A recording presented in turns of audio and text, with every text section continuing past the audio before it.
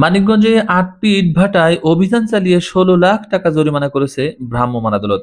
এ সময় একটি ইটভাটায় পানি দিয়ে জ্বলন্ত আগুন নিভিয়ে দেওয়া হয়। রবিবার সকালে পরিবেশ অধিদপ্তর মানিকগঞ্জ জেলা কার্যালয়ের যৌথ উদ্যোগে মানিকগঞ্জের সিংগাইর উপজেলার ৮টি ইটভাটায় এই অভিযান পরিচালনা করা হয়।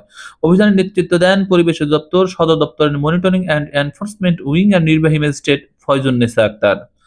অভিযান সূত্রে জানা গেছে, ইট প্রস্তুত ও ভাটা স্থাপন নিয়ন্ত্রণ সংশোধন আইন ২০১৯-এর বিভিন্ন ধারা লঙ্ঘনের দায়ে বলধারা ইউনিয়নের ৮টি ইটভাটায় ১৬ লাখ টাকা জরিমানা ধার্য ও আদায় করা হয়।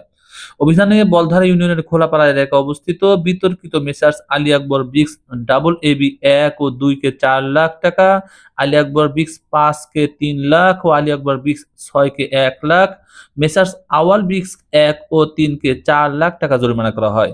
এ সময় একই ইউনিয়নের রামকান্তপুর এলাকার সফুর ব্রিক্স ও রাকমান ব্রিক্সকে ২ লাখ করে ৪ লাখ টাকা জরিমানা করা হয়। এ বিষয়ে পরিবেশ অধিদপ্তর মানিকগঞ্জ জেলা কার্যালয়ের উপপরিচালক ডক্টর মোহাম্মদ ইউসুফ আলী বলেন, আইন লঙ্ঘন করায় ৮টি ইটভাটা থেকে ১৬ লাখ টাকা জরিমানা আদায় করা হয়েছে।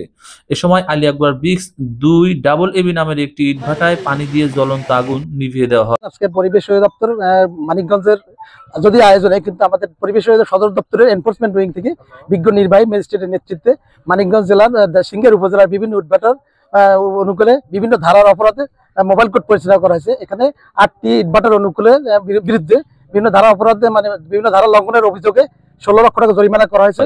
জনস্বার্থে এই অভিযান অব্যাহত থাকবে বলেও জানান তিনি। এবং আমাদের এই ধরনের অবৈধ ইটভাটার কার্যক্রম অব্যাহত থাকবে। এ সময় senior chemist AKM Samiul Alam কুরসি সহ সংশ্লিষ্ট কর্মকর্তা কর্মচারী উপস্থিত ছিলেন। অভিযানে র্যাবচার, জেলা পুলিশ এবং সিংগার ফায়ার সার্ভিসের সদস্যরা সহায়তা করেন।